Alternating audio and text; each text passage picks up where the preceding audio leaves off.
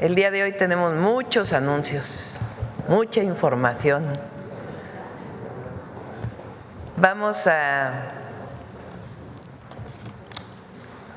iniciar primero con una comunicación a distancia con Laura Velázquez, que está en Los Ángeles, California, para informarles del trabajo que están haciendo los combatientes forestales y el equipo de protección civil y la Sedena, los miembros de la Sedena del plan DN3C, una comunicación breve. Después tenemos muy buenas noticias, está con nosotros el equipo de Amazon,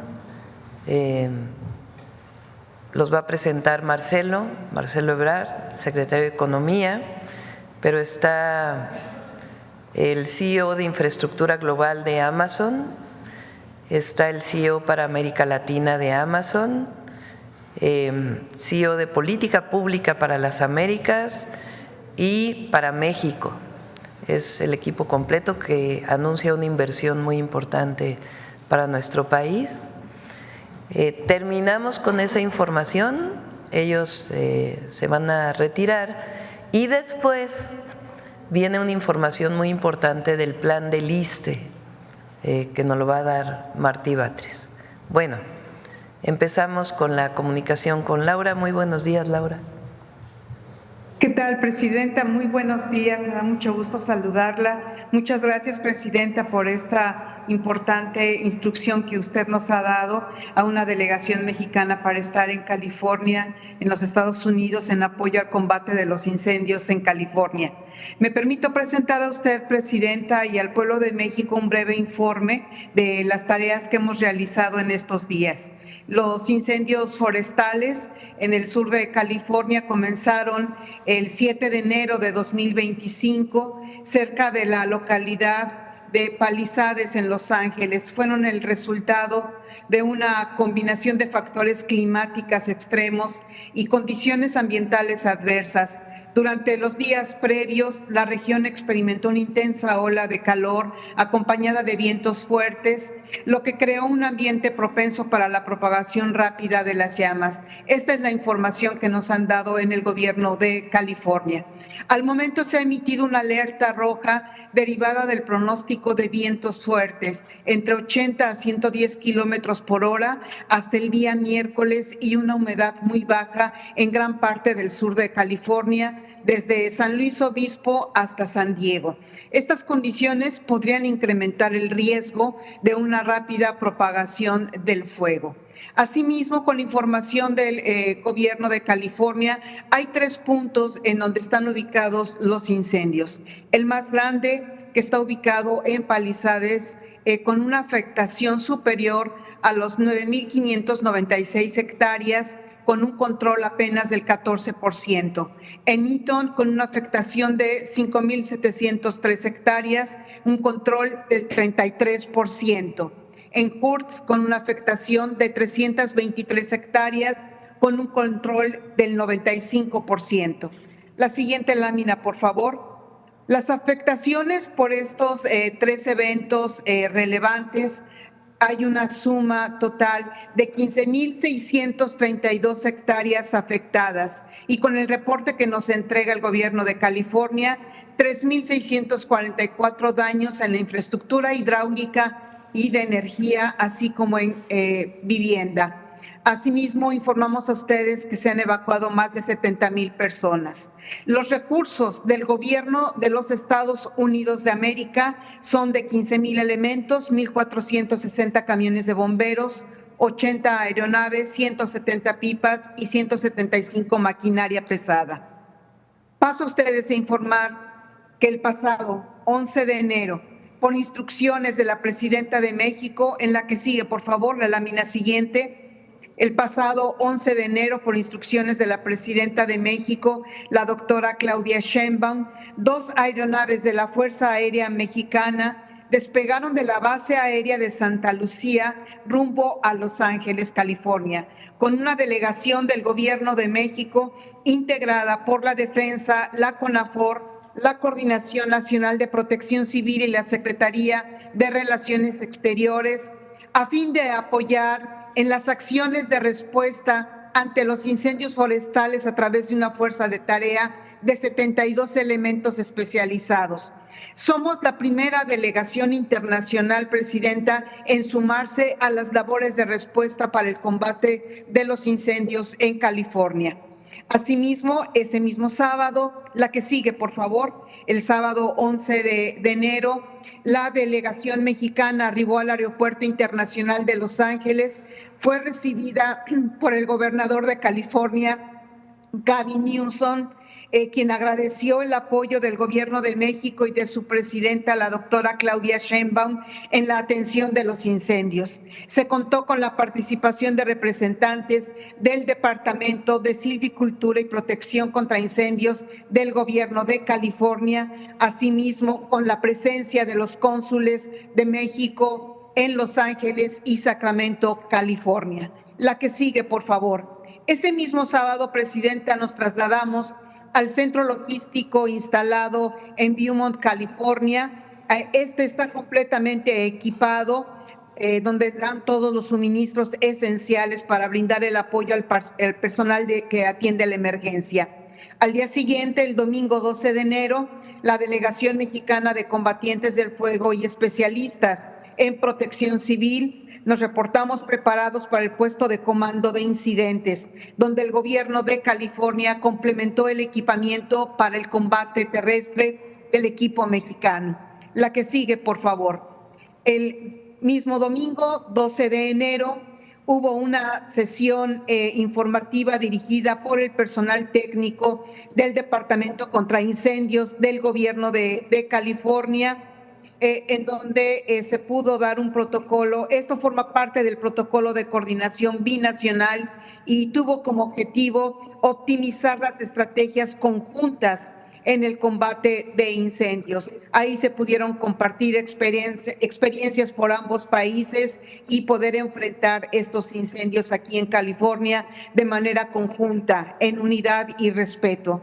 Asimismo, nos trasladamos al área de monitoreo y de supervisión, donde se coordina el despliegue de recursos aéreos y terrestres con el objetivo de conocer los protocolos de operación. La que sigue, por favor. El día lunes, el día de ayer, lunes 13 de enero, la delegación mexicana arribó al puesto de comando integrándose a la estructura operativa para apoyar las acciones de respuesta de la evaluación de las capacidades del equipo mexicano, en donde se asignaron las siguientes operaciones. La Comisión Nacional Forestal para realizar las tareas de manejo del fuego y la Secretaría de la Defensa Nacional para llevar a cabo labores de búsqueda y rescate. La que sigue, por favor. Este es un mapa en donde presentamos a ustedes en dónde están ubicados nuestros compañeros especialistas de la CONAFOR y de la SEDENA. CONAFOR evidentemente participa en las labores de respuesta en el combate de los incendios forestales, contribuyendo a la protección de las comunidades, del ecosistema y de los recursos naturales del estado de California. La defensa, reforzando las labores de búsqueda y rescate en las zonas de difícil acceso y contribuyendo a la localización y extracción de personas afectadas por los incendios. La Coordinación Nacional de Protección Civil, coordinando todas las acciones de respuesta de la delegación mexicana con el propósito de colaborar en las labores de mitigación de los incendios forestales en conjunto con las autoridades locales. Por último, Presidenta, la que sigue, por favor, informa usted que el Batallón de Atención de Emergencias de la Defensa está contribuyendo con el Departamento contra Incendios del Gobierno de California de una manera coordinada con tareas específicas. El día de hoy, Presidenta, se prevé un despliegue para realizar labores de búsqueda y rescate en la infraestructura y viviendas afectadas. Asimismo, las brigadas, la que sigue, por favor, esta última lámina, las brigadas de la CONAFOR que están avanzando en la construcción, en la ampliación de brechas cortafuego. Esto se hacen con motosierras, con herramienta manual y asimismo haciendo la apertura de nuevas brechas. Estamos trabajando en unidad, Presidenta, conforme sus instrucciones. Es una coordinación absoluta con el gobierno de California a favor de la población y refrendando nuestra hermandad y solidaridad entre los pueblos de México y de los Estados Unidos. Quedo a sus órdenes, Presidenta. Muchas gracias, Laura, y nuestro agradecimiento a todos los compañeros que están allá. Ahora sí. Gracias. Marcelo, por favor. Con su permiso, señora presidenta. Muy buenos días. Quiero en primer lugar dar la más cordial bienvenida a Shannon Kellogg, es el CEO de Política Pública para las Américas de Amazon Web Services. Welcome, Shannon. Thank you for joining us. Prasad Kalyanaraman, CEO de Infraestructura Global de Amazon Web Services.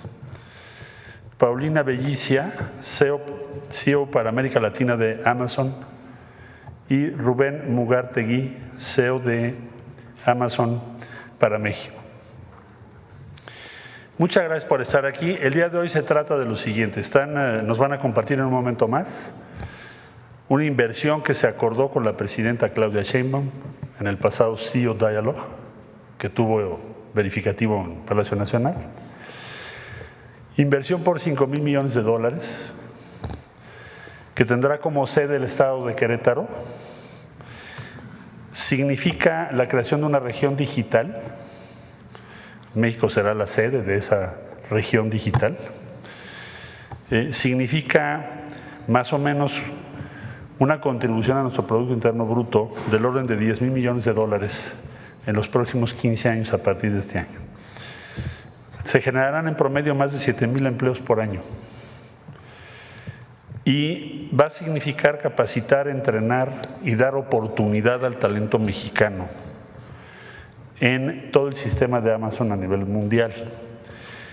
Más o menos están estimando que se sumarán 400,000 personas en México capacitadas, entrenadas para manejar una región denominada así, porque es el conjunto de centros de datos que ahora nos van a presentar con sede en Querétaro. Es una muy buena noticia para México, es una de las inversiones más importantes que se han registrado y le cedo la palabra a Paula Bellicia, que nos va a hacer el favor de explicarnos esta inversión.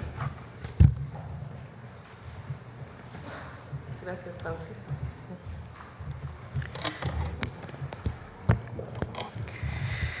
Señora Presidenta, Claudia Sheinbaum, muy buenos días. Secretario Ebrard, gracias por la introducción.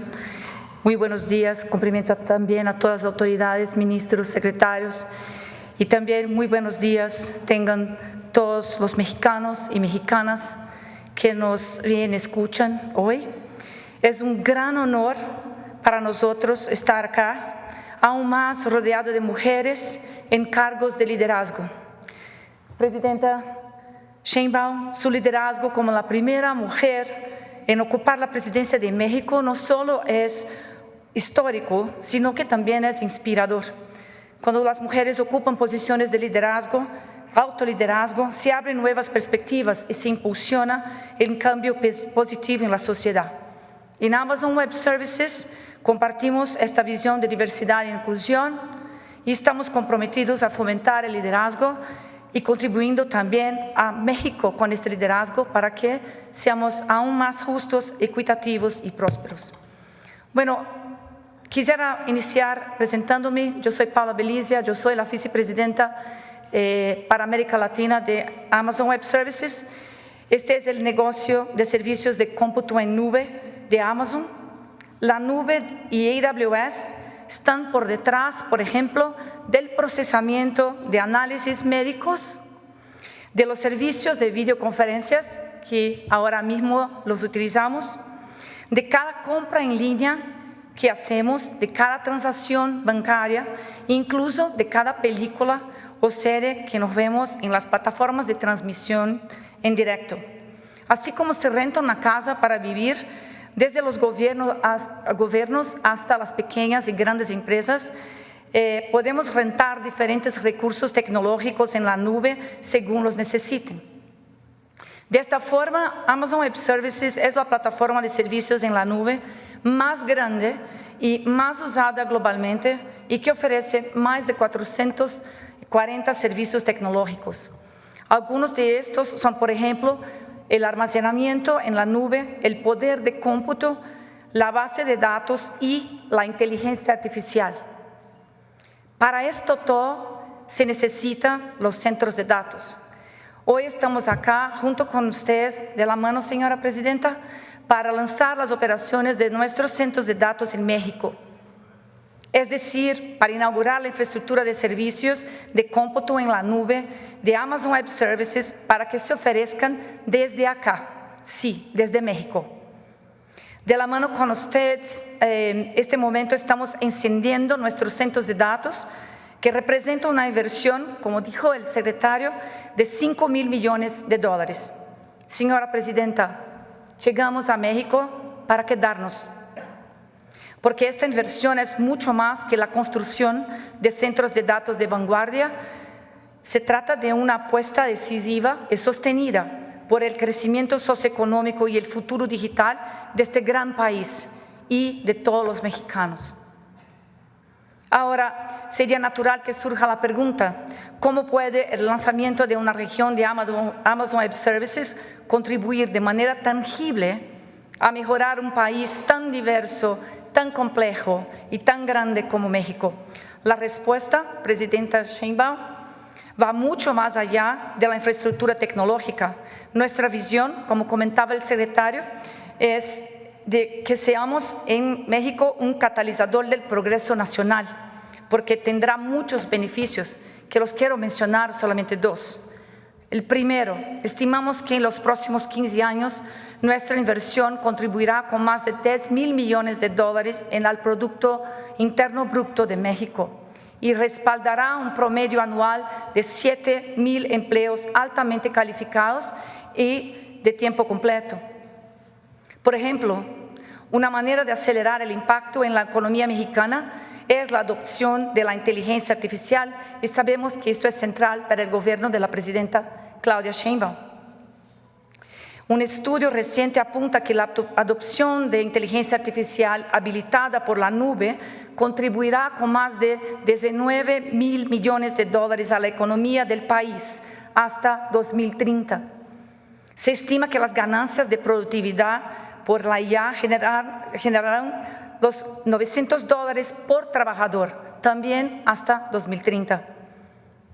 El segundo beneficio, nuestras inversiones vienen acompañadas de nuestro esfuerzo y compromiso de continuar formando a la siguiente generación de talento mexicano digital.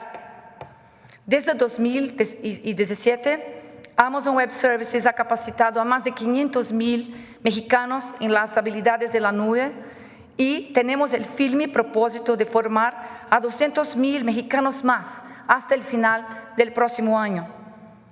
Recientemente concluimos a la capacitación de 138,000 mexicanos a través del programa Impulsando Talento a la Nube. Esto no solo creará oportunidad de empleo, sino que también empoderará la próxima generación de innovadores mexicanos, y esto queremos verlo. Nuestra visión de formación de talentos mexicanos se centra en colaborar con instituciones educativas del país que tienen presencia verdaderamente nacional, llegando así a todos los rincones de México. En este sentido, hemos priorizado alianzas estratégicas con instituciones como el CONALEP y el Sistema del Tecnológico Nacional de México. Nuestro compromiso es democratizar el conocimiento, las habilidades y el acceso a tecnologías de vanguardia como la computación en nube y la inteligencia artificial. El impacto social de la inversión de Amazon Web Services en México será profundo. A través de nuestro programa AWS in Communities, hemos apoyado a 32 iniciativas lideradas por las propias comunidades, cada una diseñada para abordar necesidades locales específicas y fomentar el desarrollo de las comunidades locales.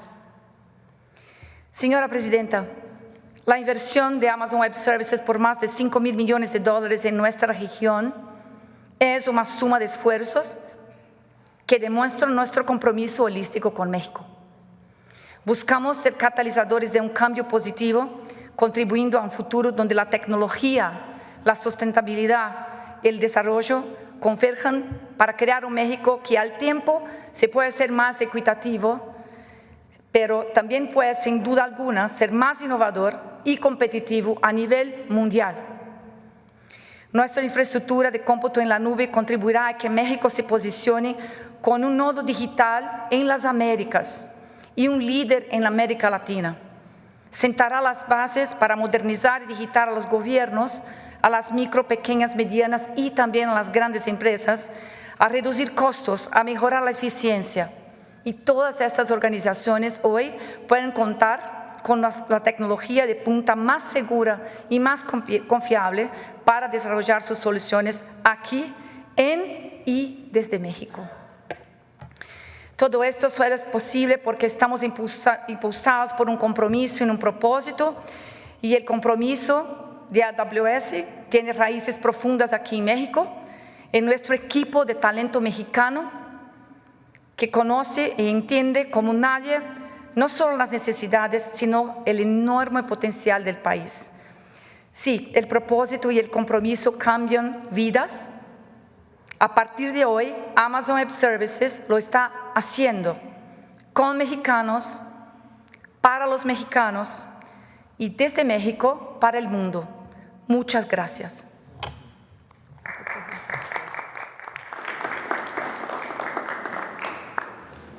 ¿Listos? ¿Tienen alguna pregunta sobre este tema? Muy brevemente. Marcelo, para que… A ver, vamos a tomar dos, si les parece, sobre este tema para poder pasar a lo del ISSSTE. A ver acá. Adelante. Gracias. Hola, ¿qué tal? Erendira Reyes de Expansión. Querétaro ya se ha convertido en un hub de digitalización y data centers. ¿Qué se planea hacer a escala económica dentro del plan justo para el tema de semiconductores, también impulsando un hub similar en otras entidades? Y una segunda pregunta, ¿todas están igual capacitando las otras empresas, además de AWS, a talento mexicano, y cuánta perspectiva de capacitación tienen? Gracias. Sí, muchas gracias. Bueno, ahora le voy a pedir a Paula que nos haga un comentario sobre por qué Querétaro, pero yo te diría que en efecto está previsto así en los corredores que ha planteado la presidenta Sheinbaum. Es compatible, es coincidente con lo que se ha venido planeando. Precisamente ayer se presentaba el Plan México con las diferentes regiones. Bueno, pues esos son el tipo de inversiones de las que estamos hablando. Cuando decimos el Plan México van a ser 277,000 millones de dólares, pues estos son 5,000 de esos 277,000. Entonces, es compatible, tiene un gran impacto, no solo por la infraestructura, vamos a decir, física o de datos, sino por el número de personas que vas a entrenar y capacitar, más de 200,000. Nos parece muy importante el impacto de eso. Si sumamos, lo vamos a ir informando, pero si sumamos lo que va a hacer NVIDIA y Foxconn en Jalisco, lo que van a hacer otras empresas que están en el listado de proyectos, pues probablemente llegue a ser el manejo de datos uno de los sectores que aporte más empleos de calidad a México, sin lugar a dudas, dentro del plan que ayer presentamos. Vamos a ir dando las cifras. En este caso son 200,000, o sea, es un número enorme. Va a tener un gran impacto, no solo de Querétaro, estamos hablando de todo el país. No sé si quieras complementar.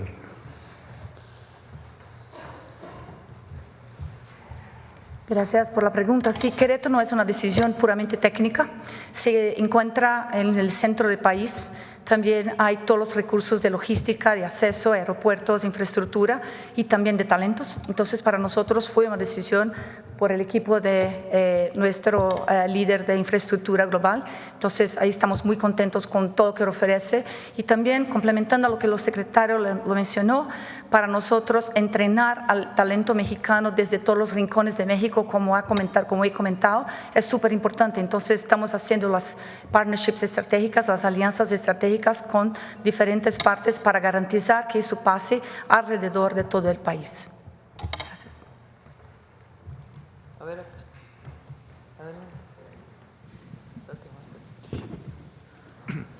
¿Qué tal? Muy buenos días a todos y a todas. Juan Hernández de Hierro Basta, Tabasco Hoy, Campeche Hoy y Quintana Roo Hoy de Grupo Cantón. Un poquito más específico la pregunta sería, ¿por qué apostarle a México? Me gustaría preguntarle a la gente de Amazon, ¿por qué apostarle al talento de la gente? ¿Por qué apostarle? Quisiera ver qué cualidades vieron aquí en México, cualidades técnicas, cualidades de territorio, cualidades de invertir y de apostarle aquí al país y no fijarse en otros lugares como, no sé, China, la India.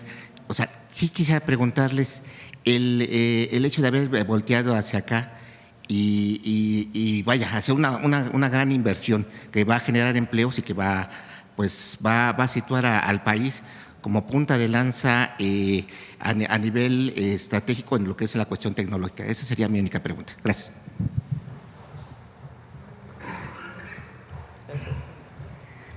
Gracias por la pregunta.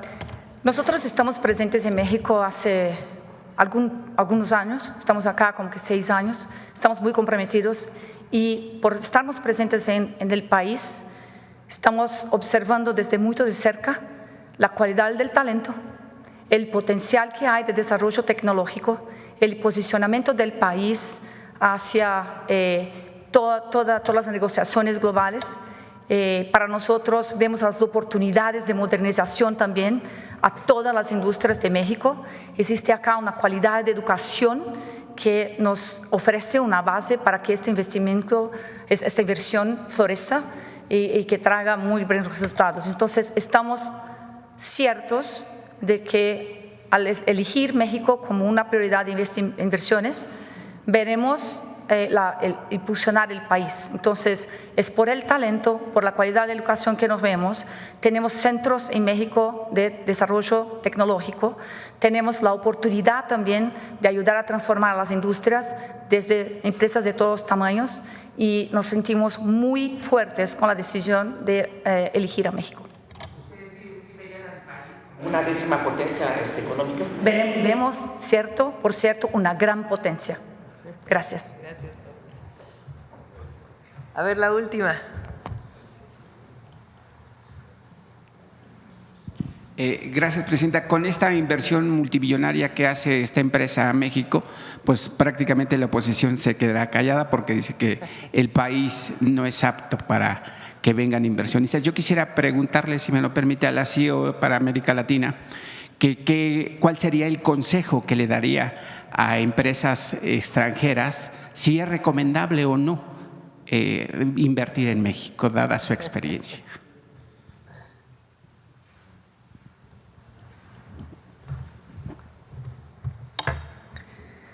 Pero me encanta la pregunta, porque la respuesta es que desde nuestro punto de vista es muy importante hacer inversiones en México, porque como lo dijo, representa una gran oportunidad, está muy bien posicionado, como lo hicimos, no solo para México, pero desde México a otras partes del mundo y a nivel mundial.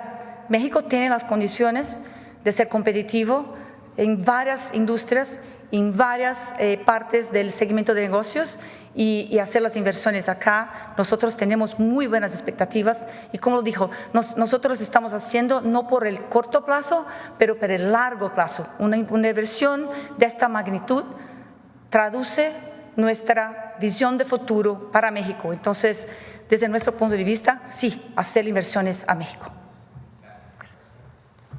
Bueno, lo vamos a dejar aquí. Yo quiero personalmente agradecerle a Amazon el que vean a México como el lugar para poder desarrollar esta inversión.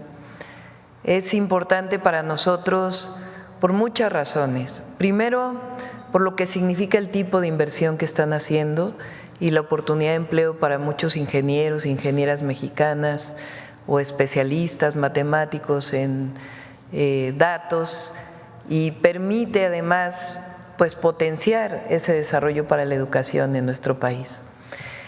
Segundo, por lo que significa no solamente la propia inversión, sino estos centros de datos, la oportunidad que le dan a las empresas mexicanas para poderse desarrollar. Es decir, es una inversión que potencia otras inversiones en nuestro país.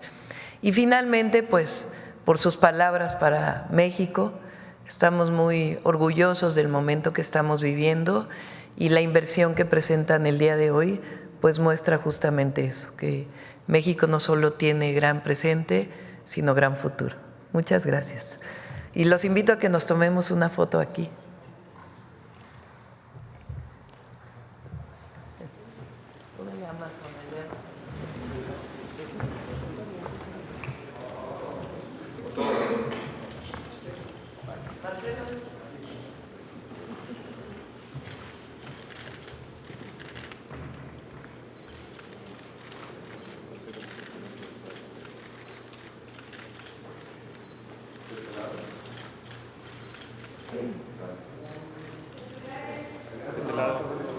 De este lado.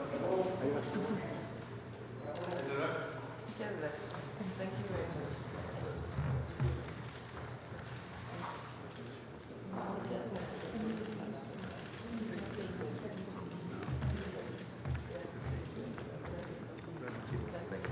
Gracias, Marcelo. Gracias, presidente.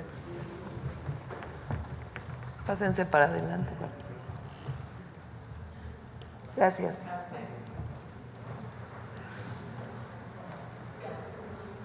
Bueno, pues muy buenas noticias para nuestro país.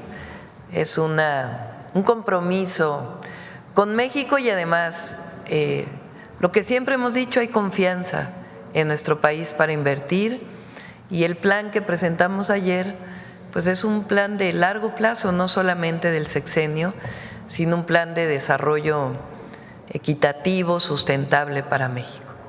Bueno, ahora vamos a hablar de salud. Vamos a presentar primero, David, ¿quieres o entra?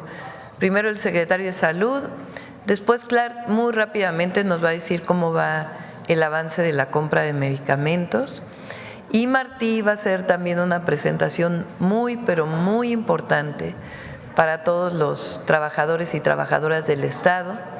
Son varias reformas que nos va a plantear para el fortalecimiento del sistema de salud y también para la mejora del FOBISSSTE, que le he pedido a Martí que pueda coordinar también los trabajos relacionados con el FOBISSSTE. Entonces, muy rápidamente, David. Gracias, buenos días a todas y todos. Y en primer lugar agradecerle a la presidenta pues la oportunidad de que el día de hoy presentemos avances en lo que tiene que ver con la compra y el ISSSTE, pero que haya ocurrido en el marco de esta presentación de la importancia que tienen los avances tecnológicos para el país. Yo quisiera nada más mencionar brevemente que la compra de medicamentos tiene dos vertientes distintas. Una que escucharán dentro de unos momentos de parte de nuestro subsecretario Eduardo Clark, tiene que ver con que hay que diferenciar dos compras distintas. Una que es la compra complementaria de medicamentos que ocurre a fin de año y la cual empieza ya a estar siendo distribuida. Por ejemplo, la dapaglifosina para diabetes está ya siendo distribuida en todo el país. Y la otra que tiene que ver con la compra bianual. Y quisiera resaltar el concepto de bianual porque eso nos va a permitir de tal manera que podamos, que en el caso de que haga falta un medicamento, se pueda comprar en forma anticipada o en caso de que haya un exceso se pueda hacer un ajuste a los medicamentos. El otro punto que quisiera resaltar es el diálogo que se ha establecido con la industria farmacéutica, que ha permitido también ir avanzando en lo que tiene que ver en cómo hacer mucho más óptimo el proceso de la compra de medicamentos. Entonces, los dejo con eso para pedirle a nuestro subsecretario que presente el estado que llevamos en la compra y posteriormente escucharemos, como dijo la presidenta, a Martín Batres mostrándonos los avances tan importantes que tiene el ISSSTE. Muchas gracias. Adelante, Eduardo. Con su permiso, Presidenta, buenos días a todos. Es un gusto poder acompañarlos y platicarles de manera muy breve cómo va el proceso de la compra consolidada de medicamentos e insumos para la salud para este año 2025 y para el año 2026. Si me dan la siguiente, por favor. Nada más para recordar, esta compra consolidada involucra la participación de 26 instituciones del Estado mexicano, que incluyen el IMSS, el ISSSTE, el IMSS Bienestar, los Institutos Nacionales de Salud, los Hospitales Nacionales de Referencia, la Secretaría de Marina y los Servicios de Salud de Pemex. Siguiente.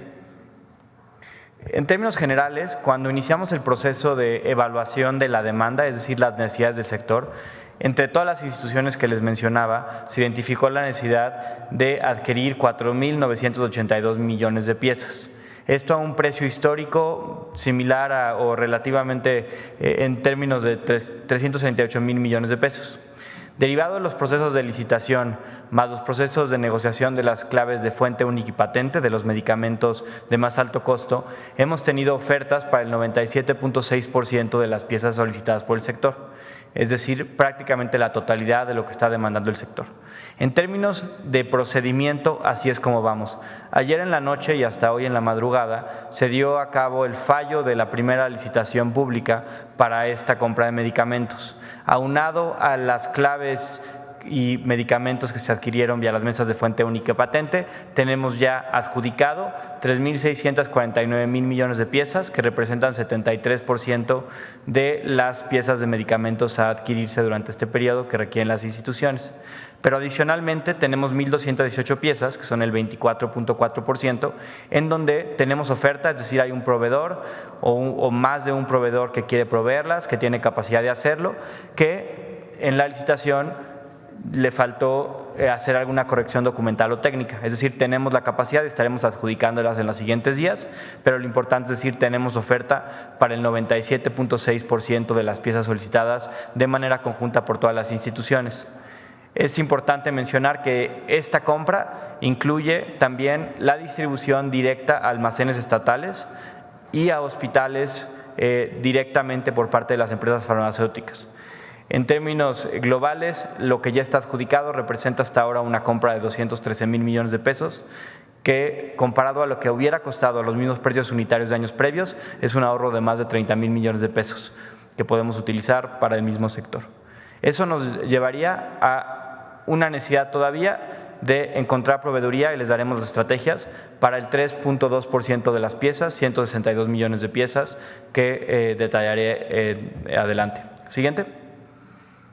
¿Qué podemos esperar en términos de la entrega de estas piezas? Recuerden, y como mencionaba el secretario, el proceso de compra de medicamentos se divide en dos grandes procesos: la compra complementaria que se hizo a finales del año de 2024 y la compra bianual para garantizar el abasto en los siguientes 2 años. De este segundo ejercicio de la compra bianual, todo esto que se está fallando hoy en la madrugada en los proveedores que recibirán notificación el día de hoy, tienen 14 días, de acuerdo a lo que marca la ley de adquisiciones, para formalizar los contratos. Es decir, los contratos quedarán formalizados entre el 14 de enero y el 28 de enero. A partir de eso vamos a dividir los medicamentos en dos: medicamentos que tengan urgencia de entrega, que se pueden empezar a solicitar desde el 28 de enero y estamos contemplando entregas a partir del 12 de febrero en la mayor parte de los estados para los medicamentos que sean considerados de urgencia. Medicamentos restantes o otro tipo de materiales como material de curación, dispositivos médicos y reactivos que están incluidos en esta compra, que entren sin ningún tipo de urgencia en este momento, se van a empezar a solicitar, como quedó en el anexo técnico de la compra, a partir del 1 de marzo, para estar llegando a cada uno de los estados y hospitales a partir del 15 de marzo en promedio, aunque pueden entregarse más rápido. Es el tiempo máximo estos 15 días. Siguiente. Así es como se ve el proceso que llevamos a cabo en la licitación que se falló ayer en la tarde. Fallo, me refiero evidentemente que hubo un fallo, es decir, una asignación de proveedores. Le empezamos el 13 de enero, el día de ayer, con el fallo de la licitación. Hoy se publica en Compranet durante el transcurso de la mañana el dictamen técnico de cada oferta que requiera correcciones. Esto es para las 1.200 millones de piezas que requerimos hacer una corrección. Es decir, para las piezas que todavía tenemos que completar el proceso administrativo, que representa el 24%, hoy se publica el dictamen de para cada una de esas propuestas que hicieron, qué documento les faltó. En muchos casos son temas que se pueden solventar muy rápidamente. Vamos a dar una ventana de 7 días, de aquí al 20 de enero, para solventar documentación técnica y la propuesta técnica anexa.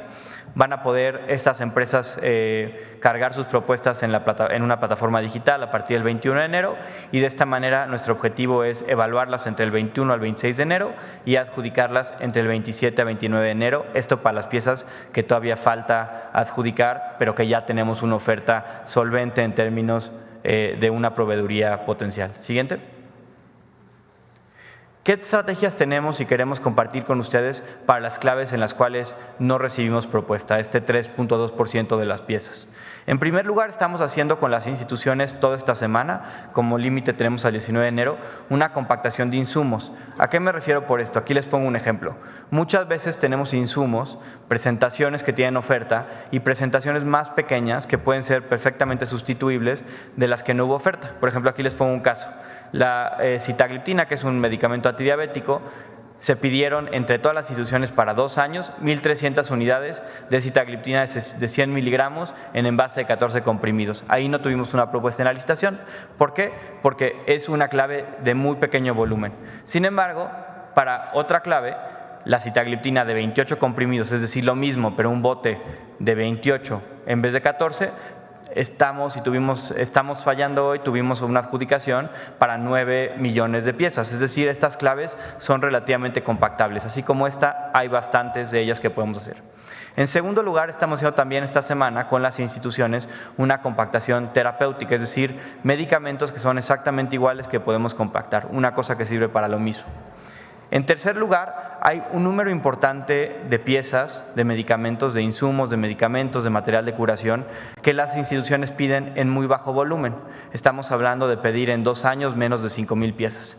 En este caso, lo que hemos hablado con la mayor parte de las cámaras de la industria farmacéutica es que cuando son muy pocas piezas, el esquema de entrega directa en los estados no es necesariamente conveniente para muchos proveedores. En este caso, que tenemos ya identificada la proveeduría, estaremos haciendo invitaciones restringidas a cuando menos 3 para poder comprar estos insumos, pero con entrega a nuestro Centro Nacional de Distribución aquí en el centro del país, en Huehuetoca. Y a partir de esto que no podamos, y si todavía existen claves pendientes, estaremos haciendo una segunda vuelta de una licitación pública para esas claves pendientes, todo manteniendo las fechas de entrega a partir del 1 de marzo. Es importante mencionar que siempre ha ocurrido esto en las compras consolidadas en los últimos años, en la administración pasada y previamente, que es decir, más de una ronda de licitación para encontrar insumos que tal vez no obtuvieron una propuesta en la primera ronda. Pero sí quisiera enfatizar que en esta primera etapa, en esta primera ronda que iniciamos en octubre y que estamos concluyendo el día de hoy, tenemos propuesta para más del 97% de las piezas que está solicitando de manera íntegra del sector. Siguiente. Y finalmente, quiero también poder informarles sobre el estatus de la compra complementaria que se ejecutó en diciembre. Son los insumos que las instituciones nos pidieron con mayor apremio temporal. En este proceso de diciembre contratamos 244 millones de piezas de medicamentos, material de curación, reactivos y dispositivos médicos, distribuidos en más o menos 1.600 claves de medicamentos e insumos para la salud. Se hizo la adjudicación el 28 de diciembre, fue la más tardía, entre el 28 y el 30 de diciembre, perdón. Se están formalizando los contratos desde ese día y esperamos concluir todos los contratos antes del 17 de enero. Se empezaron a pedir órdenes de suministro de parte de las instituciones a los proveedores desde el 28 de diciembre y continúan durante esta semana. Y empezamos a recibir los primeros insumos a partir del 5 de enero. Estos insumos incluyen algunas claves de altísimo volumen, ya las mencionaba el secretario, por ejemplo la dapaglifosina, de la cual se adquirieron y recibieron 4.3 millones de piezas, y estaremos entregando todo el mes de enero y todo el mes de febrero estas piezas de mayor urgencia. Además, hay todavía un número de claves que posterior a esta compra siguen siendo de urgencia más inmediata y estas serán adjudicadas y compradas ya tenemos proveeduría para ellas en esta fase 5 de la compra complementaria este 17 de enero. Es decir, todo lo de la bianual, que es el proceso de abasto de 2 años, ya estamos muy avanzados, como pueden ver, pero además también estamos ya comenzando a recibir las piezas, los medicamentos, los insumos para la salud en general de esta compra complementaria que se hizo a final del año 2024. Eso sería lo más importante para destacar y reiterar otra vez, de parte de la Secretaría de Salud y las instituciones que hemos consolidado, hemos tenido una muy buena propuesta de la industria mexicana en particular, hemos tenido casi el doble de propuestas que las que se ha tenido en una licitación normal. Normalmente participaban 190, 180 proveedores, recibimos 400 propuestas de proveeduría y estamos muy contentos de poder dar estos números. Muchas gracias. Martí. Ahora sí. Si me prestan un micrófono. Muchas gracias. Muy buenos días, Presidenta. Buenos días, amigos de los medios de comunicación. Para la Presidenta Claudia Sheinbaum es muy importante darle un gran apoyo al ISSSTE, un buen empujón al ISSSTE. Por eso hemos venido trabajando una serie de lineamientos que nos ha dado la Presidenta y los expresamos en estos 25 puntos para la transformación del ISSSTE. Adelante. Esto es en el marco del segundo piso de la cuarta transformación, para que el ISSSTE tenga una nueva etapa de mejoras sustantivas. Adelante. El objetivo es fortalecer los siguientes 4 ejes y derechos: salud, vivienda, seguridad social integral y combate a la corrupción y fortalecimiento financiero. Adelante. En materia de salud son los siguientes puntos. 1. Poner en el centro a la derechohabiencia, garantizando cercanía y buen trato en la atención. Ese es un tema fundamental, son los destinatarios de todo lo que hacemos, los derechohabientes. 2.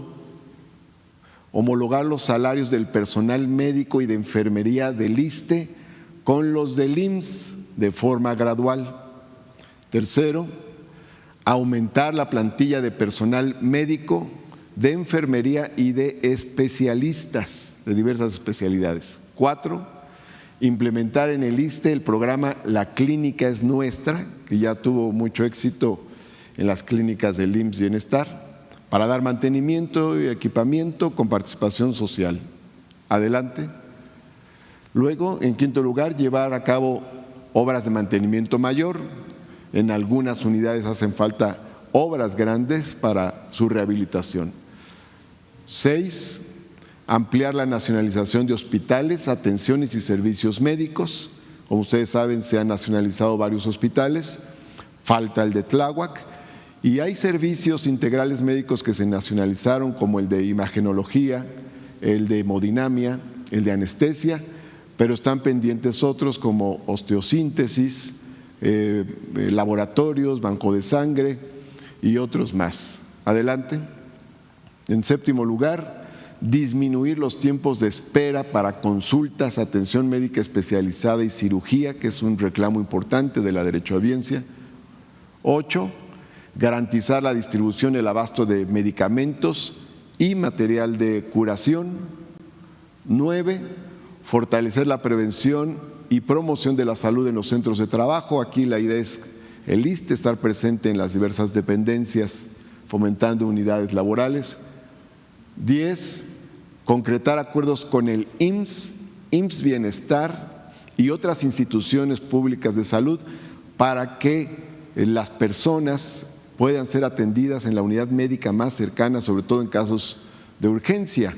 Así, por ejemplo, si alguien tiene un problema de salud por un accidente y su clínica del ISSSTE queda lejos, y hay una del IMSS que está más cerca, entonces le atiende en la del IMSS. Son convenios interinstitucionales. En el caso de vivienda, tenemos los siguientes puntos muy importantes. 1. Priorizar el acceso a la vivienda para los trabajadores de menores ingresos, porque con la tendencia neoliberal, los trabajadores de menores ingresos estaban fuera, porque solo se daban créditos, ya no había otras opciones, y el trabajador no encontraba cómo colocar su crédito en el mercado inmobiliario, sobre todo el de más bajos ingresos. Luego, en siguiente lugar, beneficiar a más de 400,000 acreditados de Foviste con las siguientes medidas. Una, eliminación de requisitos. Por ejemplo, cuando quiere liquidar un trabajador su crédito, tiene que llevar otra vez sus papeles, un montón de cosas que vamos a quitar. Pero también con liquidaciones, congelamientos, quitas y condonaciones. El Foviste tiene algo más de 800,000 créditos activos, pero estos beneficios van a llegar a más de 400,000, o sea, se va a beneficiar a la mitad de los acreditados del Foviste. Adelante. De estos puntos, uno muy sensible es condonar las deudas de los derechohabientes que ya pagaron más de 2 veces su vivienda. Ahí lo que se va a hacer es una condonación, es decir, que ya no paguen más, cancelarles lo que reste de adeudo. 14, facilitar la construcción de vivienda para las y los trabajadores que viven en suelo de propiedad social. Esa es una demanda de trabajadores, sobre todo del sureste del país. Luego, 15, promover acuerdos amistosos para solucionar créditos de personas que dejaron de ser derechohabientes. Hay quien trabajaba en el Estado, luego dejó de trabajar ya en una dependencia de gobierno, pero se quedó con un crédito del Foviste, cambiaron sus ingresos, deja de pagar y ni el Foviste recibe recursos, ni la persona tiene la liquidación de su crédito y obtiene su vivienda. Entonces ahí vamos a generar acuerdos amistosos, se les llama, para que puedan pagarle algo al Foviste y entrar en un esquema que permita que lleguen a liquidar su pago. Luego, 16, proponer la reforma a la ley del ISSSTE para que el Foviste pueda adquirir, rehabilitar, mejorar y construir vivienda que sea adquirida por los trabajadores o rentada a bajo costo.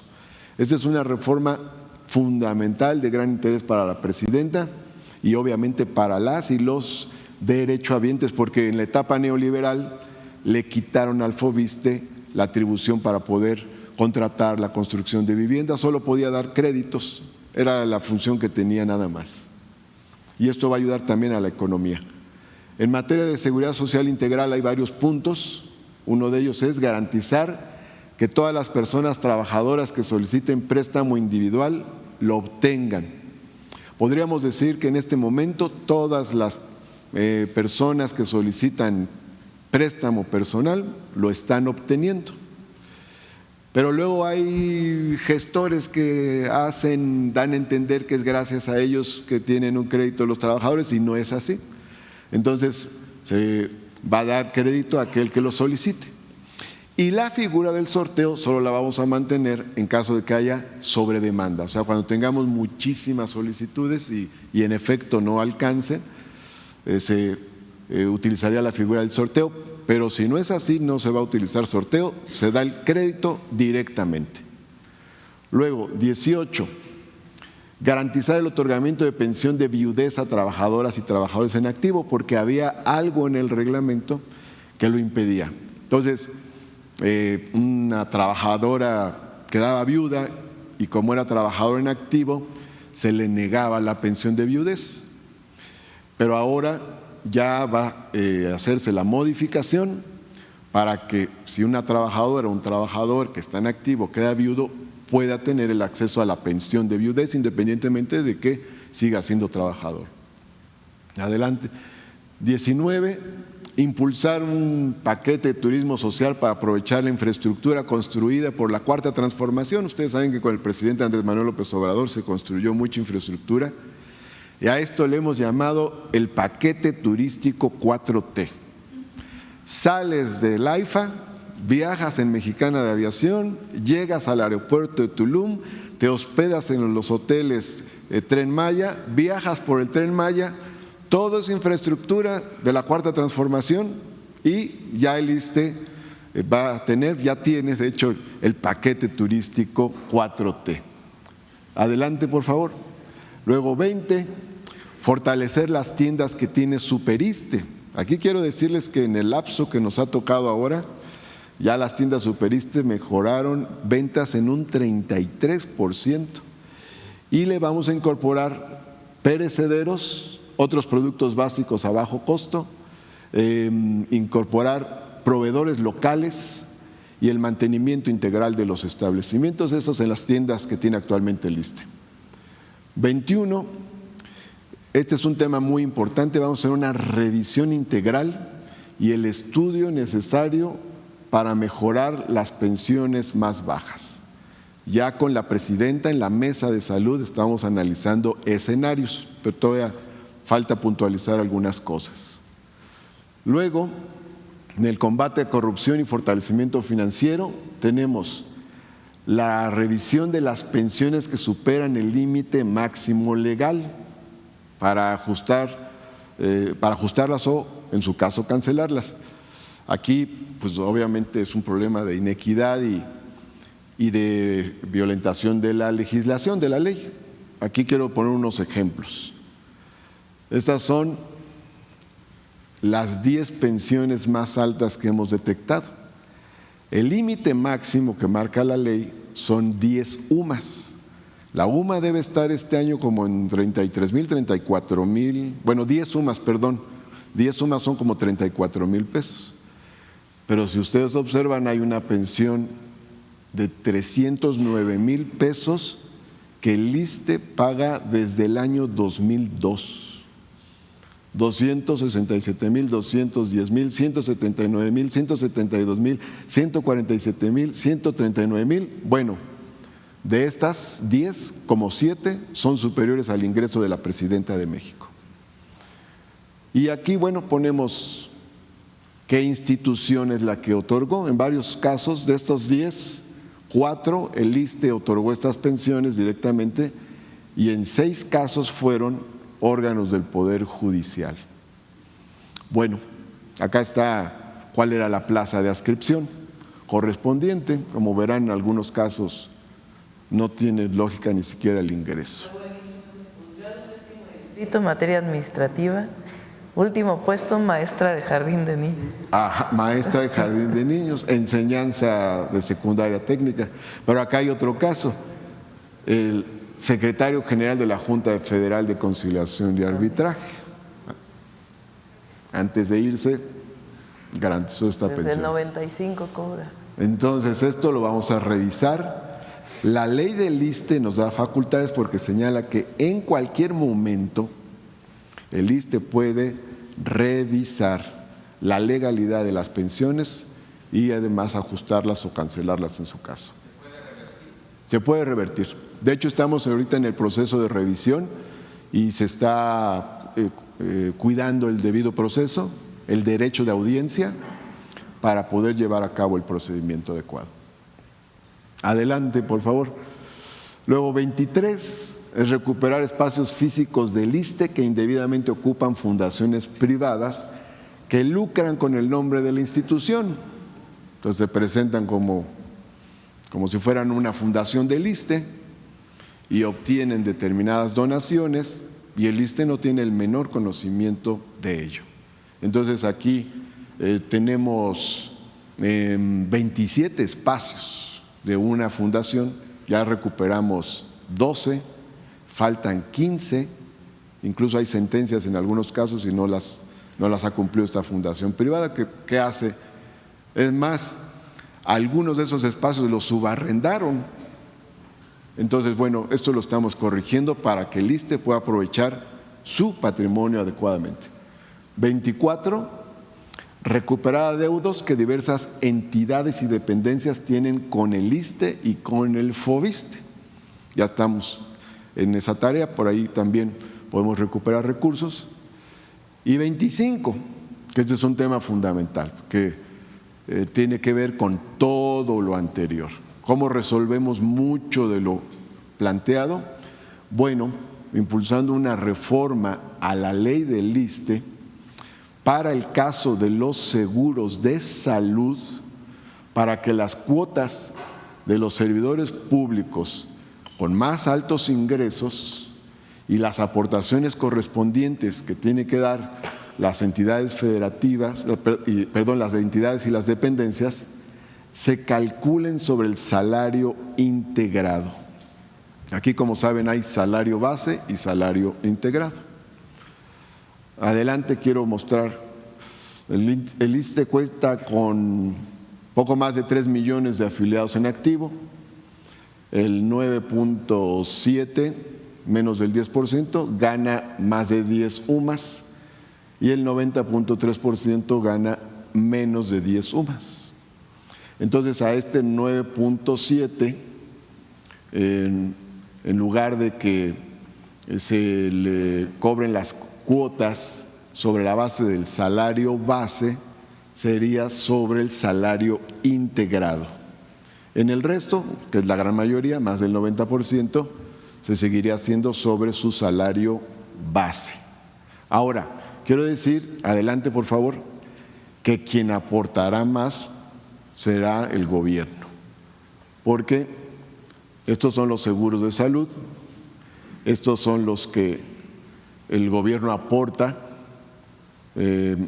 tiene dos aportaciones el gobierno, una de 7.375%, otra de 0.72%, que actualmente para todos se calculan sobre la base del salario base, y en el caso de ese 9.7% de servidores públicos se calcularía sobre el salario integrado.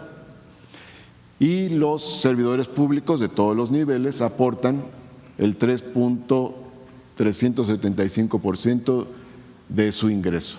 El 90% lo seguirá haciendo de su salario base y en el caso del 9.7% será sobre su salario integrado, o sea, los de más altos ingresos. Es una medida, como se dice, de progresividad.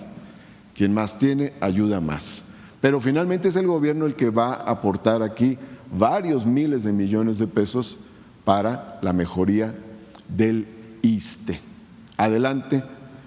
Aquí quiero señalar que en la administración del presidente Andrés Manuel López Obrador se incorporaron 192 equipos, como hemos dicho aquí, de hemodinamia, anestesia, tomógrafos, mastógrafos, resonadores magnéticos, en fin, en 135 unidades médicas de 30 estados.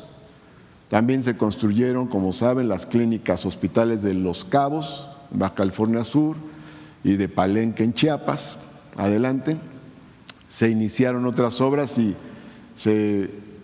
ahorita comento, se concretó recientemente la nacionalización de los hospitales de Villahermosa, Tabasco, Tepic, Nayarit y Mérida, Yucatán, que comenzó en la administración pasada y se concretó ya en esta. Adelante.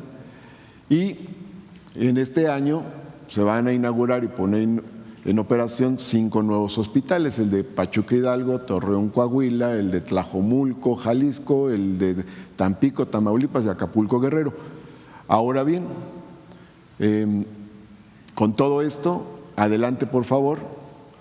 No obstante, el ISSSTE sí requiere una renovación en su infraestructura. De las unidades médicas del ISSSTE, 265 tienen más de 30 años, 225 más de 40 años, 185 más de 50 años y 45 más de 60 años. Eso quiere decir que hace falta una inversión para la renovación de nuestra infraestructura. Adelante. Y el ISSSTE tiene, o los médicos del ISSSTE tienen los ingresos más bajos del sector salud. Entonces hace falta la homologación, que tiene que ver con esta unificación que nos ha planteado la presidenta, de tal forma que cada vez sea más un solo sistema de salud. Adelante. Por las razones expuestas, estamos desarrollando estas 25 acciones que se rigen por ejes como progresividad, austeridad republicana, la formación de nuestro personal, innovación tecnológica, la simplificación administrativa, la igualdad de género y amor al pueblo y humanismo. Esos son los 25 puntos, Presidenta. Estamos a la orden. Gracias, Martí. Quisiera nada más hacer 2 comentarios sobre lo que se presentó ahora. Uno sobre la compra de medicamentos, que es importante. casi todos los medicamentos que se están adquiriendo son directamente con los laboratorios fabricantes de medicamentos. Todos. Recuerden que en el pasado, antes de que llegara el presidente López Obrador, la mayoría de las compras eran a intermediarios que se encargaban de proveer los medicamentos y distribuirlos. Eso se rompió en el sexenio pasado y ahora esta compra complementaria y bianual, es decir, que garantiza los medicamentos hasta el 2026, se hace directamente a los laboratorios y la distribución se hace ya sea con la contratación directa de la distribución o a través de los estados que nos están ayudando para la distribución de la última milla, que se llama, del almacén estatal directamente al centro de salud o el hospital, y el centro de almacenamiento y lo que se llamó la superfarmacia de Huehuetoca nos sigue funcionando y va a ser principalmente para la zona centro del país, que es para donde puede ayudar muchísimo más la distribución de medicamentos. Entonces ha sido un esfuerzo muy importante que ha hecho el secretario, el subsecretario de Salud, todas las entidades, para quitar a todos los intermediarios, que muchos de ellos ya sabemos quiénes son, que hasta televisoras tienen, y comprarlos directamente a los que fabrican los medicamentos. Ellos los ponen en lugares y ya se encarga de la distribución. Esto está permitiendo también un ahorro adicional al que ya se había conseguido. A todas las personas que llegan a su centro de salud y por alguna razón no hay un medicamento o al hospital, el objetivo es resolverlo en estos 2 meses. Con la compra complementaria que se hizo, que ya comienza a distribuirse, y con la nueva compra para los siguientes 2 años, de tal manera que estamos trabajando para que en el muy corto plazo pueda haber abasto de medicamentos en todos los centros de salud y en todos los hospitales, y también pues todo el material de curación que se requiere. Y sobre el tema del ISSSTE, que es muy importante, Martí planteaba, aquí salió en la conferencia, ¿se acuerdan de uno de ustedes, un reportero que me preguntó, tú fuiste, que por qué, por ejemplo, el salario de la presidenta, que se compone de un salario base y un salario complementario, en el caso del salario complementario no aportábamos al ISSSTE? Entonces el objetivo es que ahora ese salario complementario aporte al ISSSTE el porcentaje que tiene que ver exclusivamente con los servicios de salud. No impacta en todo lo demás que aportamos, en el FOBISSSTE, en la pensión, etcétera, en eso no impacta, solamente en los servicios de salud. Eso va a permitir que quienes ganamos más y somos trabajadores del Estado aportemos un porcentaje adicional de alrededor del 2.7% para poder ayudar al ISSSTE. Y el gobierno tiene que aportar el 8.3%. Es decir, si se consiguen 1,000 millones de pesos en términos generales por esta aportación, el gobierno estará aportando alrededor de 6,000 millones de pesos adicionales, que ya tenemos los recursos. Una de las propuestas es que cuando se resuelvan los amparos, pues los fideicomisos de la Corte se vayan para mejorar pues el sistema de salud de los trabajadores del Estado, que es justamente donde van a atenderse la mayoría de los trabajadores del Poder Ejecutivo, del Poder Legislativo y del Poder Judicial. Entonces, esta es la propuesta y como ven, pues es una propuesta integral. En campaña mucha gente me dijo de lo que paga por FOBISSSTE, que ya pagaron y pagaron y pagaron y siguen aumentando las deudas, similar a lo que estaba ocurriendo en el Infonavit y todavía en una parte que vamos a corregir con la ley del Infonavit. Y Martí pues ha estado trabajando mucho, pues es una persona que conoce el servicio público, honesto, que ama a su pueblo y que es pues un servidor público de primera, pues justamente se fija ahí en eso que le duele a la gente. Entonces ya encontró la manera de que se puedan condonar muchas de las deudas de Foviste que ya fueron pagadas, o como hicimos en el Infonavit, que se congelen, que se quiten, etcétera, etcétera, para ayudar a todos los trabajadores, que son alrededor de 400,000 que están en esta condición. Entonces, pues esta es la información, como ven, pues muy nutrida la mañanera del pueblo del día de hoy. Adelante. Gracias. Muy buenos días, señora presidenta. Buenos días, secretarios. Con respecto a esta presentación que se acaba de hacer, ¿qué va a pasar con las… ¿Qué va a pasar con las denuncias que ya había sobre algunos funcionarios precisamente en el ISSSTE que, bueno, se estuvieron abusando de su cargo y que estuvieron haciendo saqueos y dando contratos para tratar de privatizarlo? Por un lado, y por otro lado, en cuanto a la lista que se nos acaba de presentar, bueno, el ejemplo que se nos acaba de dar, ¿cuántos casos son los que aproximadamente se van a tener que revisar para, no sé, qué es lo que va a proceder con respecto a esto? ¿De cuál? De lo de las pensiones altas.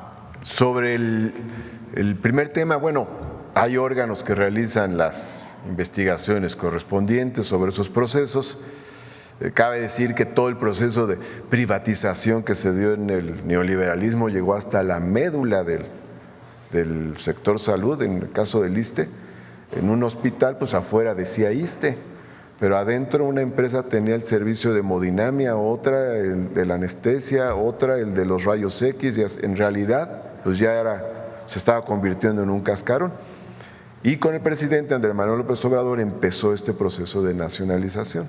Entonces, aparte del tema de las responsabilidades, pues hubo también una serie de modificaciones normativas, y todo eso pues ahora se está corrigiendo para fortalecer lo público, que en este caso, en el caso de salud, es fundamental para garantizar un derecho, el derecho a la salud.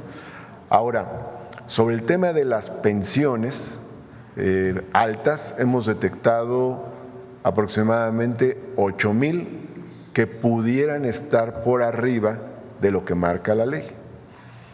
Y hay un procedimiento que ya se anunció, salió publicado en el Diario Oficial de la Federación, y se va a citar a cada uno, se le cita con sus papeles, su expediente, para comprobar si hubo legalidad o no en la asignación de la pensión.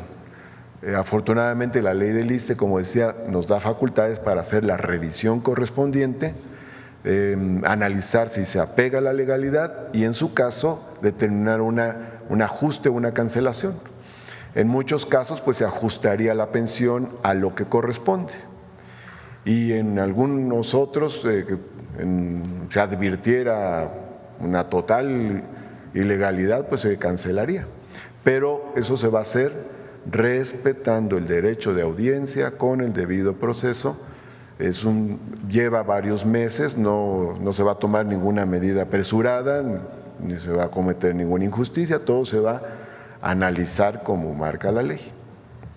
Muchísimas gracias. Aquí pusimos unos casos para que se vean qué es lo que queremos resolver, porque como ven ustedes es una gran disparidad. Si la ley dice que la pensión máxima son 10 sumas y se cumple para el conjunto de los trabajadores, ¿por qué tenemos casos así? Que no debería haber. Seguramente ahí encontraremos otros que sí estén ajustados a lo que marca la ley, pero por eso se va a hacer el análisis correspondiente. Ok, muchísimas gracias, secretario.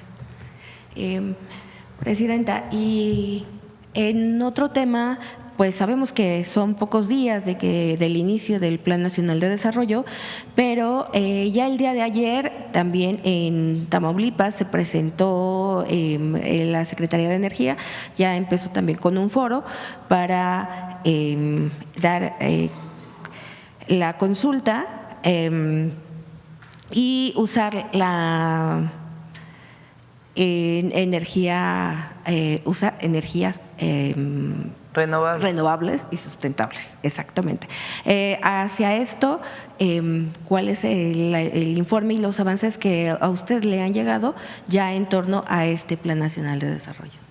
Mañana viene Jesús para informar de los foros. Iba a venir hoy, pero ya era todavía más información. Mucho tema. Entonces mañana viene a informarnos cómo van los foros, cuántas propuestas tenemos, de tanto que se han enviado en línea como las que se han recibido, cuántas personas han participado, cuáles foros faltan. Entonces mañana, si gustas, podemos dar mucho más información.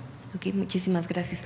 Y bueno, finalmente, hace rato platicaban pues de todo lo que ha avanzado y el papel de la mujer, que ya se le toma en cuenta. Sin embargo, a veces hay abusos de mujeres. ¿Cómo mediar este papel, cómo mediar esta situación para que la mujer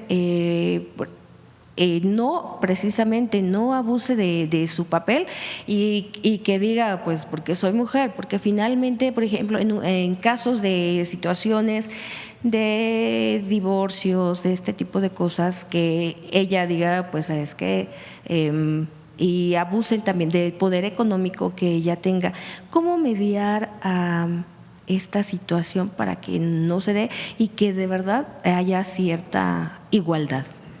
Sería todo, Presidenta. Gracias. Bueno, perdón, no me presenté, creo. Janet Galindo, de Grupo Transmedia La Chispa. Muchísimas gracias. Son dos temas. Sí.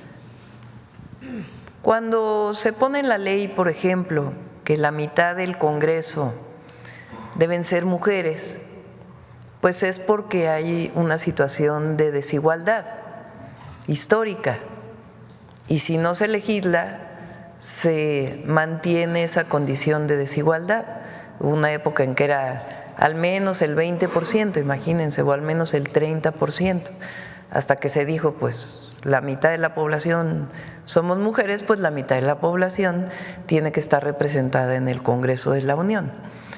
Y hay otras medidas que se llaman afirmativas, que buscan compensar esta desigualdad histórica a partir de poner un porcentaje que en México pues prácticamente ya es la mitad.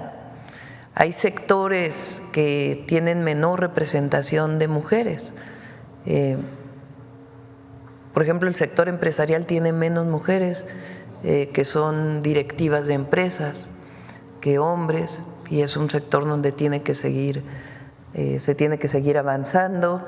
En la representación social, comunidades, ejidos, núcleos agrarios, pues también tenemos que seguir avanzando. Entonces, esa es una parte, y yo estoy de acuerdo además que se garantice la equidad. Cuando hay un asunto de un juicio, a quien le corresponde es a un juez. Y si hay una falsedad de alguna declaración o algo, pues a quien le corresponde decidirlo es al juez. Históricamente ha sido en contra de las mujeres. Puede haber un caso de alguna mujer que pueda decir, como soy mujer debe ocurrir esto, cuando en realidad pues no es una situación que corresponda a la equidad o a una visión o a un enfoque de género. En general es lo menos, pero en todo caso, frente a un juicio civil, un juicio penal, un juicio de abuso, pues es al juez al que le corresponde. Y por eso es importante la capacitación y la formación pues de la visión que tienen que tener los jueces, porque en general es al revés.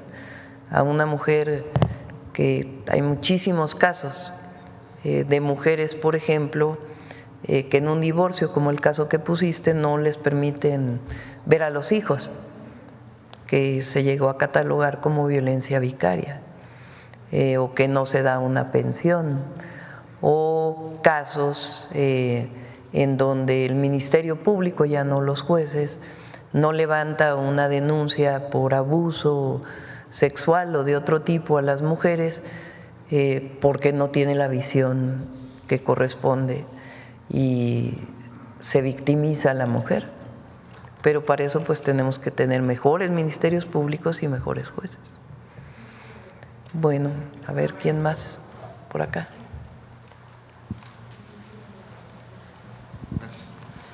Buenos días, Presidenta. Rodrigo Muñoz, de NX Noticias.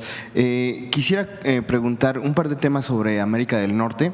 El primero es su opinión al respecto de el candidato, líder del Partido Conservador en Canadá, Pierre Poilievre, que pues es el mayor contendiente, hasta con 20 puntos de ventaja para ocupar el puesto de Justin Trudeau.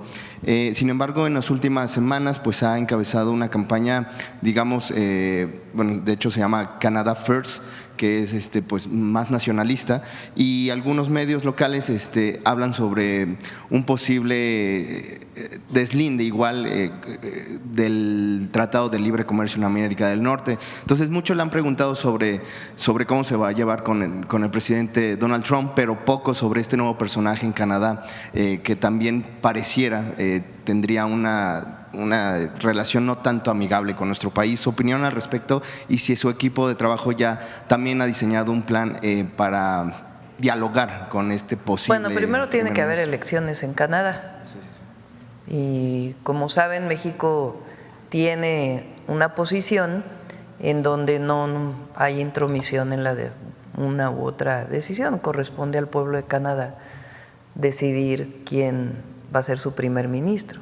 Entonces, hasta que no ocurra esa elección, pues no estaríamos opinando. Lo que hemos dicho siempre, lo dije en el Zócalo y lo he dicho siempre, es que el tratado comercial de los 3 países ha beneficiado a los 3 países. Y ayer presentó de manera muy clara el secretario de Hacienda cómo es necesaria esta alianza y conservar el tratado para poder competir con otras regiones del mundo e incluso ampliarlo a todo el continente. Gracias. El segundo, ahora en Estados Unidos, sé que ya se ha hablado aquí en este espacio y ya lo ha comentado, de hecho ya presentó un informe bastante detallado, pero ahora es el mismo New York Times quien publica que en caso de que Donald Trump repatriara a todos los migrantes que según él promete, se generaría un déficit de $20,000 millones al sistema de jubilación, puesto que ellos aportan al menos esta cantidad, los connacionales mexicanos. Es más, es bastante más.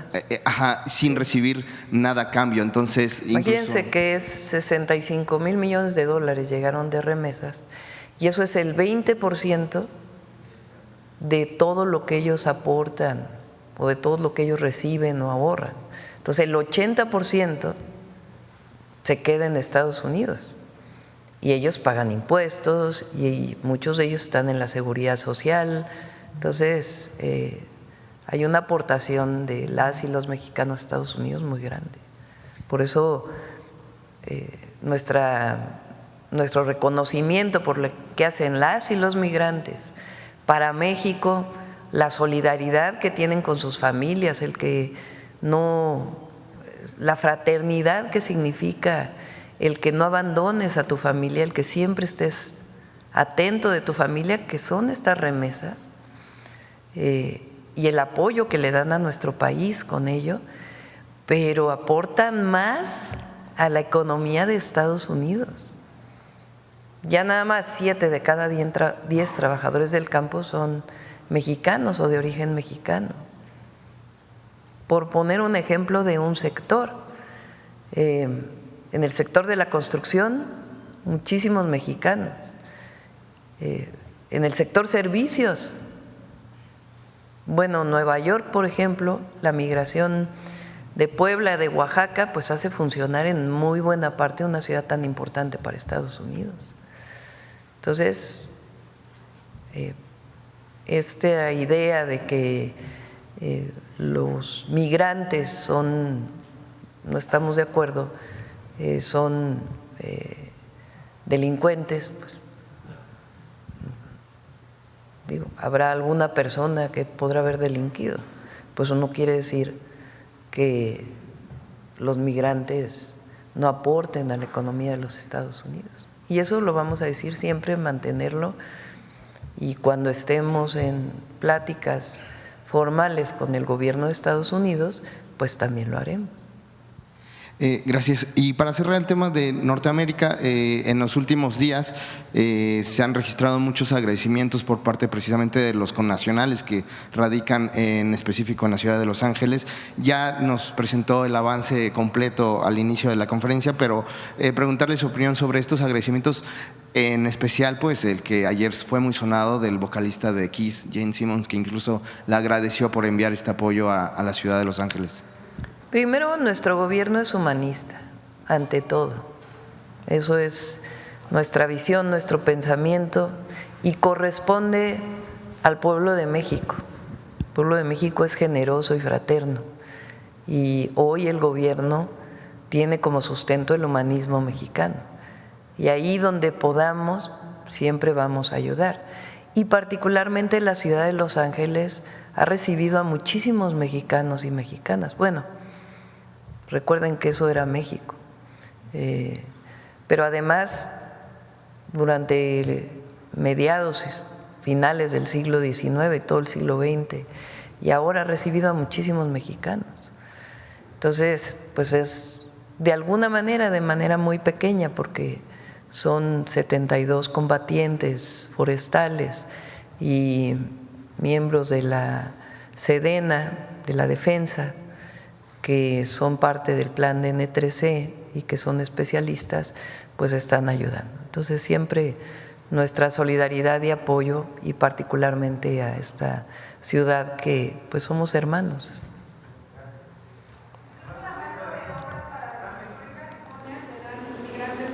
Pues sí, también. Digo, en su momento, cuando se dé el proceso de reconstrucción, pues por supuesto van a requerir mucha mano de obra, y no hay mejores trabajadores de la construcción que las y los mexicanos. A ver, vamos por acá. Les voy a dar otra. Vamos a cerrar hoy o mañana lo vamos a. Hoy viene la segunda parte de la serie de fentanilo.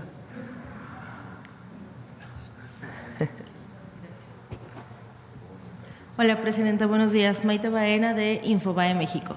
Retomando un poco el tema de los incendios en Los Ángeles, recientemente se dijo que un mexicano en situación de calle había sido el presunto responsable de estos acontecimientos. Si bien se dijo que no había motivos para señalarlo a él, pues el sujeto fue arrestado. ¿Cuál es su postura al respecto, ya que pues eso afecta pues si bien la imagen de México en Estados Unidos, pues también de los migrantes, a quien ahorita su gobierno se ha enfocado mucho en defender? Pues que hagan la investigación y que no prejuzguen, sino que hagan su investigación. Ok, gracias, Presidenta. En otros temas, y aprovechando la visita de… Y si hay alguna injusticia, siempre está el consulado para apoyar. Claro. Gracias, Presidenta. Bueno, en otros temas y aprovechando… Bueno, siempre está para apoyar, porque es presunto. Sí, claro, es presunción de la inocencia. Si fue detenido, siempre está para apoyar el consulado. Gracias. Esta pregunta es para el doctor David Gersenovich, que el día de ayer se habló sobre un caso particular en el estado de Puebla, sobre el deceso de un hombre de 53 años, quien presuntamente perdió la vida por metaneumovirus.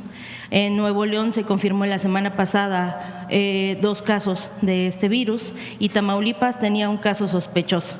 De ser este caso confirmado con este virus, el deceso que tenga que ver con este virus, pues cuál es su postura, si hay como alguna alerta a la población, y también pues de ser el caso, si ya se tiene como una campaña de vacunación. Sí, primero no hay motivo para emitir una alerta. Yo mencioné en una mañanera, que es un virus habitual en este periodo de gripe. No hay un tratamiento específico y tampoco hay una vacuna para el mismo.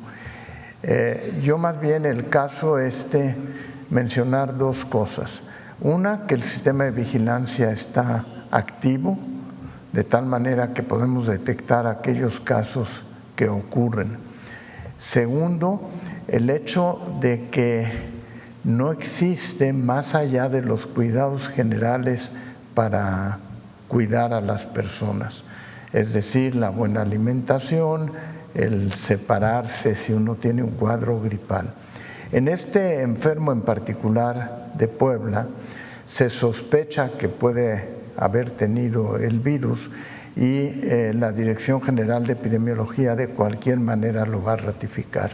Pero aunque lo ratifique, no tiene motivo de alerta y tenemos que ver, el reporte dice que no tiene ninguna comorbilidad, pero tenemos que ver el caso en particular. Pero no hay motivo de emitir una alerta y tampoco de alarma para la población. La postura de la dependencia sigue siendo la misma. Sigue siendo la misma e igual como mencioné el día anterior, la Organización Mundial de la Salud sigue exactamente con la misma postura. Y realmente tenemos muy pocos casos detectados en México. Gracias, secretario. ¿Hay algún número de casos específicos? Ahorita se hablaba de 2 en Nuevo León, 1 en el estado de Puebla y 1 sospechoso en Tamaulipas, pero ¿hay otras entidades que tengan esta alerta en específico o sospechas? Primero, no hay alerta. Sí, claro. Okay. Sospecha de casos. Sospecha de casos y en todos ellos se está investigando en la Dirección General de Epidemiología si existe o no la infección. Pero insisto en el hecho de que no hay un tratamiento específico para esto y tampoco tenemos una vacuna para lo mismo. Gracias. Y que no es un cuadro grave, efectivamente, es un cuadro gripal habitual que ocurre en estas fechas en el país. Muchos de ustedes podrán haber tenido ya un cuadro gripal y ni siquiera saber y haber podido tener ese virus. Perfecto. Gracias, secretario. Y finalmente, presidenta, en otros temas, el día de ayer aparecieron lonas en el municipio de Elota, en el estado de Sinaloa, en donde la mencionan a usted. Son mantas firmadas por un grupo criminal, esta célula de los Chapitos, en donde pues supuestamente señalan vínculos entre militares y otro grupo delictivo de los Mayos. No sé si usted tiene algún y en otros casos siempre posicionamiento. Se revisan los casos. Esas mantas a veces no necesariamente dicen la verdad, sino que mandan otros mensajes. Y eso lo hace la Secretaría de Seguridad, la propia Defensa, Marina, el Gabinete de Seguridad. Bueno, vamos a cerrar, son las 9:10. De hecho, nos estamos reuniendo a partir de hoy y toda la semana a distancia con los gobernadores que son parte del IMSS Bienestar, con las 23 gobernadores, para hacer una revisión general sobre el IMSS Bienestar. Hoy iniciamos con el noroeste, con la región noroeste, y empieza a las 9:30 la reunión. Entonces, los dejamos el día de hoy. De hecho, el fentanilo yo creo que lo dejamos para mañana. La siguiente serie. ¿Perdón? ¿Su investidura? No, pero no pasa nada, pues. O sea, no pasa nada. Estar ahí el embajador de México en Estados Unidos, no hay problema. Bueno, gracias a todos y a todas por hoy. Gracias.